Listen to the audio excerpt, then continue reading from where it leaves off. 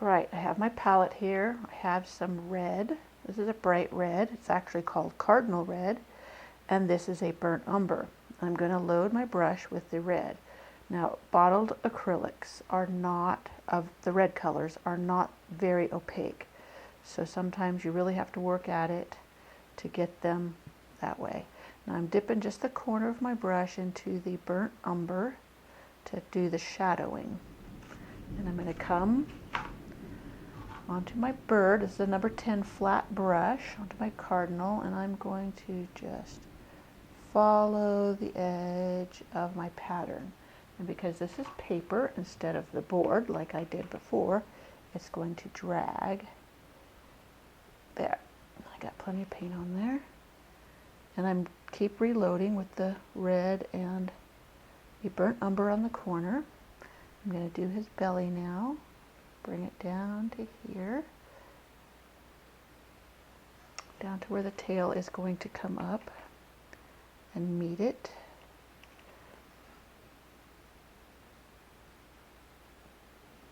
And then I'm going to do the wing portion. And this is where the wing comes in. Make sure I have the shadow part. This is where the wing comes in. Now you notice that the shadowing's right there, creating the line for the differentiation. Okay, and I'm just going to brush in some more red here to make it more opaque. And you can wait till it dries and add more, or go over it a second time once it dries. And I'm going to do the tail. Again, double loading with the red and the burnt umber, and I'm going to lead with the red and then drag behind the burnt umber. And I'm just making choppy strokes.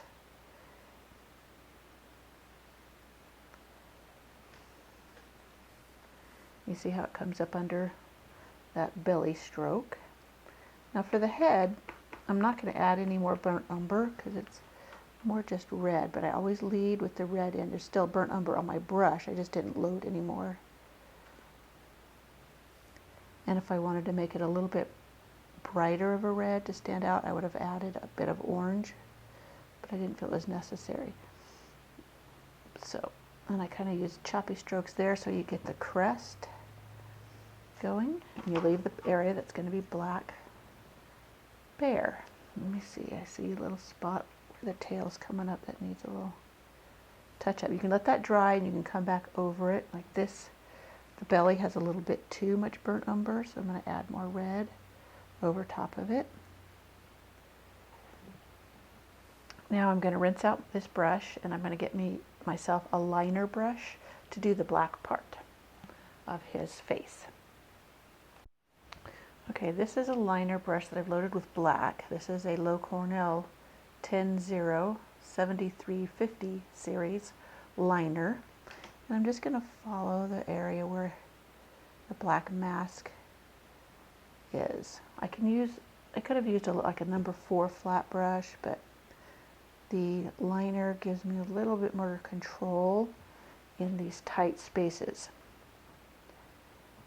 And I just fill in black.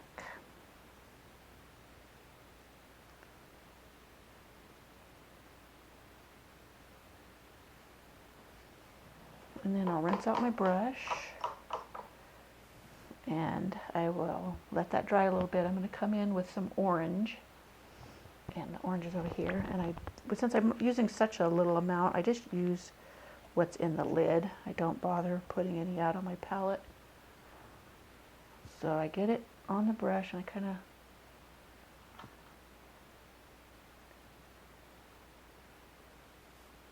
stroke it on the palette a little bit, make sure I'm not getting it too gloppy.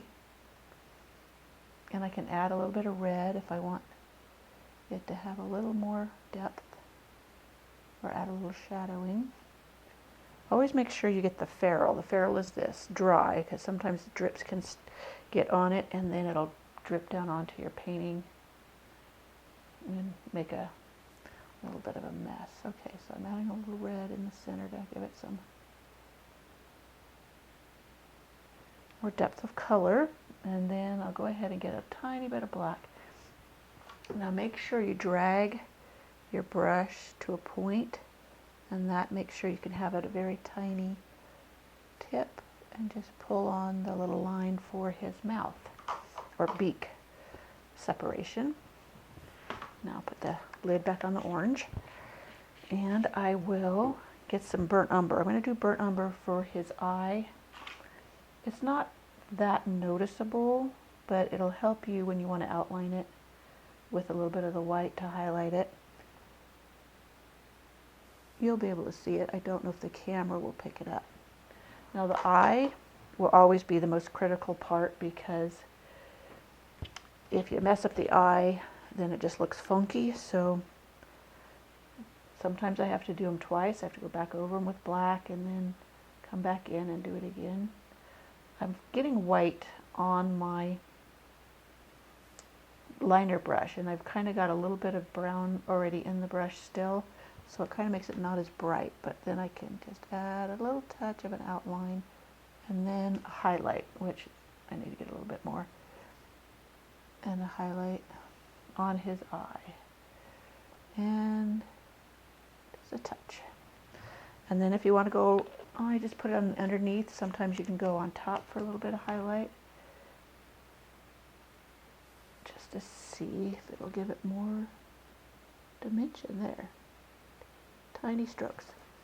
And there you have your cardinal. I didn't put the branch in this one. It is in the other one.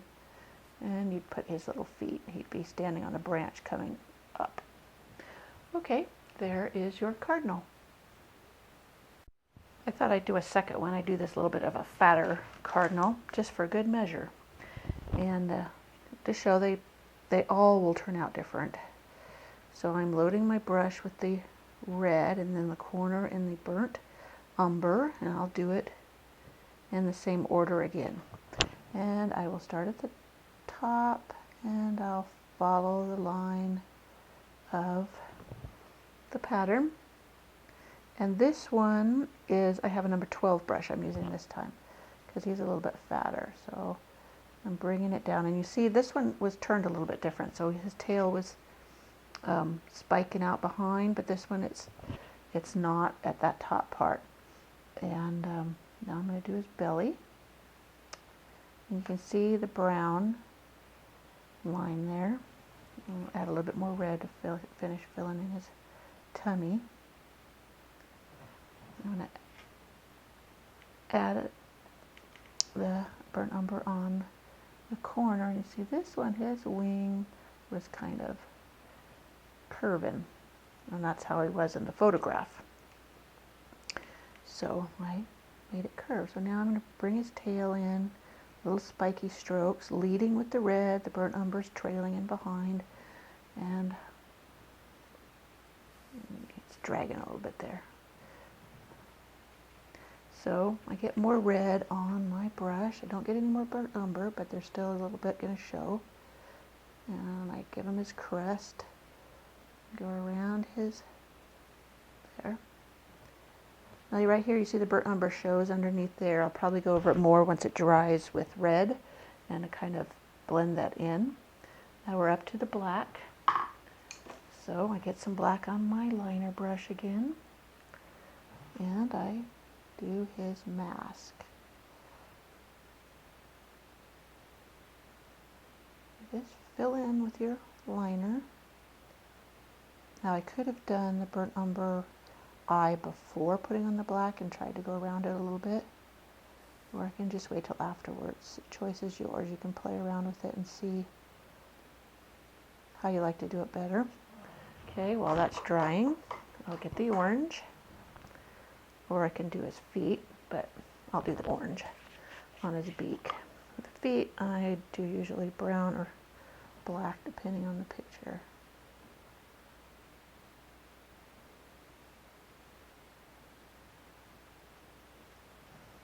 Okay, now I'm going to get some black and make sure I got a nice thin line to do his beak.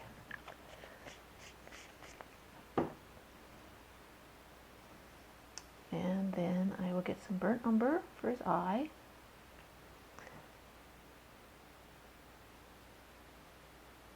And if you get the eye too big, say I think I got it a little too big, I'll go back over it with a little black. And if you want, you can let that dry, or you can come back in. Okay, and then I'm going to get my white. Make sure my brush has got a nice tip on it. Dragging it through that white. Now this is very wet, so I might not be very effective with that yet. So I'll have to let it dry a little bit. Get a little more white. The white I have on my palette has dried.